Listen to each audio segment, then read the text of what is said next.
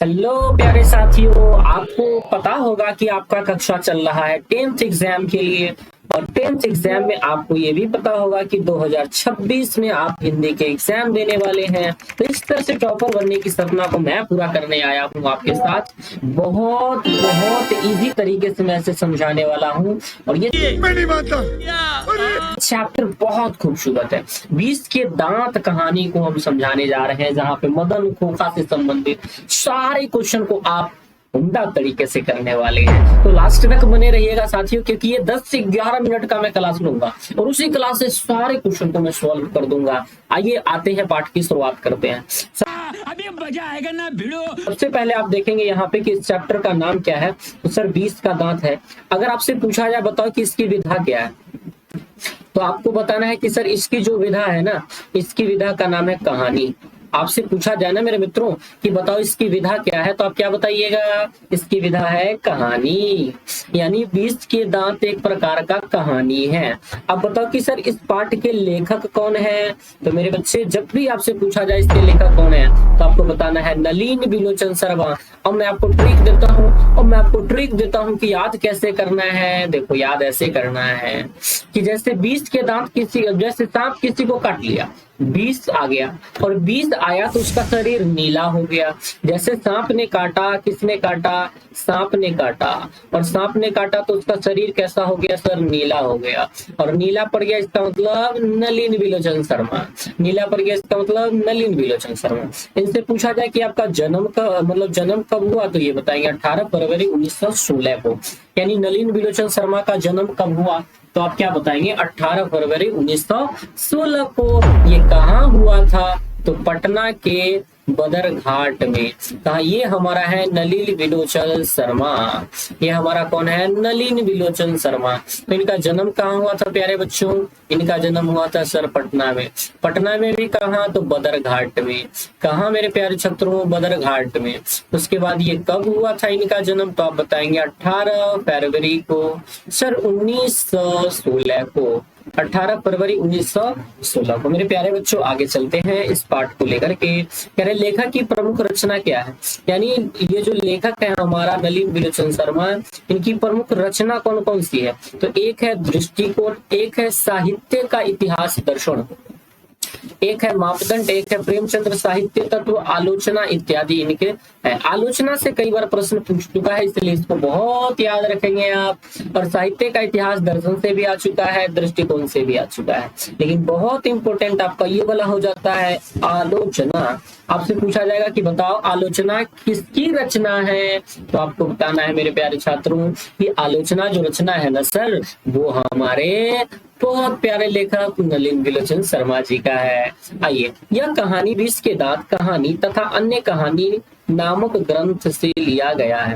यानी आपसे पूछा जाए कि बताओ मेरे प्यारे छात्रों को 20 के दांत की जो कहानी है ये कहाँ से लिया गया है, तो आप कहना अन्य कहानियां नामक ग्रंथ से लिया गया। इसका नाम क्या है? अन्य कहानियां। इसका नाम क्या है? अन्य कहानियां। ये जो कहानी है सेन साहब, खोखा, मदन इत्यादियों के बीच होता है। तो कह रहा है कि सेन साहब की एक काले रंग की कार थी। उनकी कीमत आपसे पूछा जाए तो आप कितना बताओगे? 7500 रुपया। कार की कीमत कितनी थी मेरे प्यारे बच्चों? तो 7500 रुपया बताना मेरे प्यारे बच्चों। कितनी थी? 7500 प्यारे बच्चों। मैं बहुत मेहनत कर रहा हूँ प्यारे बच्चों, आप उम्मीद है कि आप एक लाइक कर दो मेरे भाई, लाइक कर दो। चलो अगला है, सेन साहब ने अपनी पुत्रियों को कठपुतली समझते थे और अपने बेटे को इंजीनियर या बिजनेसमैन बनाना चाहते थे। देखो, उनकी जो बेटियां थी ना, उनको कहते थे कि ये मानो ऐसी बेटियां हैं कि समाज में ऐसी बेटियां हैं ही नहीं। बैगन जैसे मैं यहाँ पे दिखा रहा हूँ, इनकी बेटियां थी ये वाली, बेटियां थी ये वाली, चुड़ैल बेटियां थी इनकी ये वाली। और बेटे तो कई बाहियात बेटा था इनका। ये इनकी बेटियां थी और बेटियां इतनी कोमल सुशील एकदम पापा की पड़ी थी कि वो हर बात मानती थी पिता का। लेकिन एक बेटा था, जो भी काम करता था पिता को लगता था वही करेगा। जैसे कार तोड़ दिया तो बनेगा इंजीनियर, चश्मा तोड़ दिया तो बनेगा एकदम स्टार आदमी। यानी इस तरह के समझते थे। तो बेटी को क्या कहते थे? कठपुतलियां समझते थे, मतलब इशारों पे चलने वाली। जबकि बेटे को क्या कहते थे? इंजीनियर या बिजनेसमैन बनाना चाहते थे। आइए देखिए, यहाँ पे एक मदन था। मदन के पिता का नाम क्या था? गिरधर लाल। मदन के बाबूजी का क्या नाम था? गिरधर लाल। जो मदन का पिता और सेन साहब का किरानी था। यानी जो मदन था, ये मदन था, ये मदन था, ये मदन के पिता का नाम क्या था सर? गिरधर लाल। इनके पिता का नाम गिरधर लाल था, जबकि इनके पिता नौकरी किनके यहाँ करते थे? तो सेन साहब के यहाँ, जो कासू के पप्पा थे। और मदन लट्टू घुमाने का खेल खेल रहा था, याद रखना, लट्टू घुमाने के खेल में हुआ था कि दोनों के बीच झड़प हो गया था, और मेरा भाई मदन ने तो कासू की दे डाला था, यमाइला कर डाला था भाई। तभी कासू ने उसकी लड़ाई हो गई और मदन ने कासू के खोखे को 2 दांत तोड़ डाले। वाह, मदन ने कासू बंगाली है, खोखा भी बंगाली है, इसमें 2 दांत तोड़ डाले थे। किसने? मदन भाई साहब बहुत तगड़े व्यक्ति थे, ये गरीब थे लेकिन इनके पास क्या थी? पावर। और इसने मदन ने भाई साहब कासू के क्या कर दिए? 2 दांत तोड़ डाला, मार डाला, 2 दांत तोड़ डाला मेरे भाई। इसके कासू के। कासू सेन साहब के बुढ़ापे के आंखों का तारा था। ओहो, ये अक्सर बेटा जो होते हैं ना, एक वाले बुढ़ापे की आंखों का तारा तो होते हैं, लेकिन बाद में चलकर ऐसे तारा दिखाते हैं माँ बाप को कि समझो कभी तारा इसने देखी ही ना हो, ऐसी तारा दिखाते थे। सेन साहब के बुढ़ापे की आंखों का तारा कौन था? कासू था। एक लौता बेटा था ना, इतना प्यार करते थे अपने बच्चे से। तो सेन साहब ने मदन को कहा था कि ऐसे लड़के चोर डाकू बनते हैं। जब मदना का कसूआ से झगड़ा हो गया ना, तो मदन का जब कासू से झगड़ा हो गया, तो मदन के जो पप्पा गिरधर थे उनको सेन साहब उनकी मम्मी को कह रहे थे कि देख लेना, मदन को समझा लियो, ऐसे ही बच्चे आगे चल करके चोर डाकू गुंडे बनते हैं। मना मदन को देख दे, कितने झगड़ालू लड़के हैं, लेकिन मेरे पुत्र को देख, मेरा पुत्र जो है ना ये कासू, ये कितनी प्यारा बच्चा है, इंजीनियर बनेगा, डॉक्टर बनेगा, ये सारे काम करेगा। लेकिन तुम्हारा जो ये मदन है ना, ये क्या करने वाला है?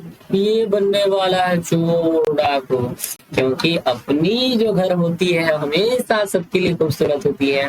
कह रहा है कि महल और झोपड़ी की लड़ाई में अक्सर महल वाला ही जीतता है। और कहानी कुछ ऐसी हुई कि गलती किसकी थी? गलती थी किसी की? गलती थी या भाई कसूआ का। कि कसूआ जो था ना, इसका गलती था, लेकिन मदन जो था ना वो बहुत प्यारा बच्चा था। लेकिन झगड़ा जब दोनों के बीच हुआ तो क्या होता है ना कि मदन तो गरीब था, लेकिन अमीर कौन था? ये कासू। हमेशा अगला जीत गया। यानी वही कहा जाता है ना कि बार बार हर बार गरीबों को ही कष्ट सहना पड़ता है, और महल और झोपड़ी की लड़ाई में अक्सर महल वाला जीत जाता है। और यही हुआ कासू के साथ, और यही हुआ मदन के साथ। कासू जहां गलती करने के बाद भी इंजीनियर बन रहा था, वही मदन मेरा प्यारा सा बच्चा वो गलती ना करने के बाद चोर गुंडा डाकू बन रहा था। ये है कहानी, ये दुनिया की रीत है। लेकिन क्या अपने रीत से मतलब है? मेरे प्यारे बच्चों, मेरे चैनल को सब्सक्राइब कर दो। यह कहानी महल और झोपड़ियों के बीच है। ये कहानी जो रचा गया है, ये दिखाने का प्रयास किया गया है कि किस प्रकार से महल वाला जीत जाता है। कि घर के सभी मामलों में कासू अपवाद था। यानी कासू कोई भी काम करे ना, ये कर सकता है, बाकी कोई नहीं कर सकता है। यानी ये एक्सेप्शन बच्चा है। जैसे ये कार तोड़े तो ये तो कार तोड़ ही सकता है क्योंकि इंजीनियर है। इहे में कोई मदना जाके तोड़ दे है, डाकू बनेगा, ये गुंडा बनेगा। क्या बनेगा? गुंडा। लेकिन लड़कियां अगर कुछ कर दे, मान लो लड़का किसी से बात कर ले तो लड़का अरे हीरो बनेगा, अपन बालक हीरो बनेगा। लेकिन अपन छोड़ी किसी से बात कर ले तो कहेगा लोग छोड़ी तने पागल हो गए हो, सेन साहब इसे समझा ले।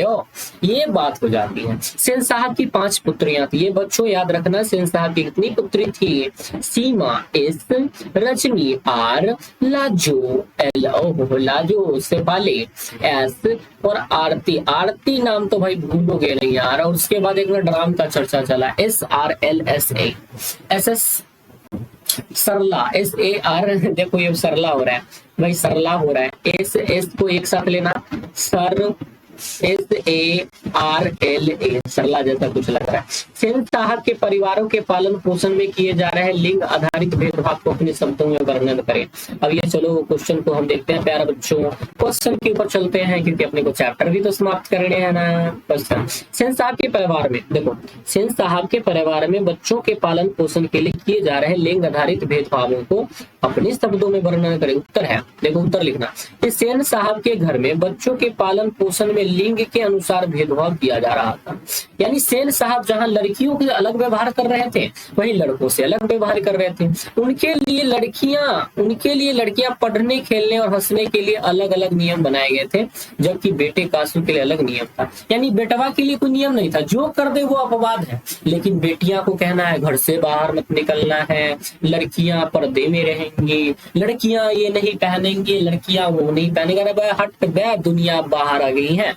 लेकिन प्यारे छात्रों, ये जो पालन पोषण में किस प्रकार का भेदभाव हो रहा था, तो सेन साहब बच्चों के पालन पोषण में लिंग के अनुसार भेदभाव किया जा रहा था। उनकी लड़कियों के लिए जहां एक तरफ पढ़ने लिखने इत्यादियों के लिए नियम बनाए गए थे, जबकि बेटे के लिए कोई नियम नहीं था, अर्थात बेटा हर एक नियम का अपवाद था।